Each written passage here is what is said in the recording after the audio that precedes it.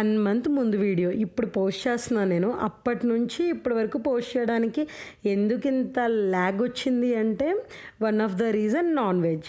అక్క బర్త్డే సెలబ్రేషన్స్‌కి మమ్మల్ని అందరిని ఇన్వైట్ చేశారు. మేమందరం వెళ్ళాం. అక్కడ అక్క డిన్నర్ పెట్టారు. అసలు ఎక్స్ట్రాడినరీ అని చెప్పొచ్చు. చాలా అంటే చాలా బాగుంది ఫుడ్ అయితే.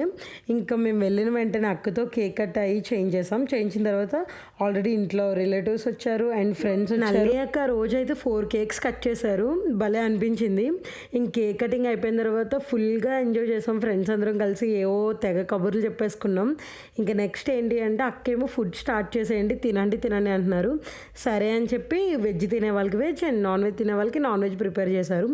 ఇంకా నాన్ వెజ్ అయితే నేను స్పెషల్గా అయితే కీమా కర్రీకి ఫిదా అయిపోయాను. Mutton keema, chicken fry, biryani అవన్నీ చేశారు. మటన్ కీమా అన్నీ ప్రిపేర్ చేశారంట. ఎక్స్ట్రాడినరీగా సాంబార్ రైస్ కూడా భలే చేశారు. ఇంక నైట్ అంతా తలుచుకుంటూనే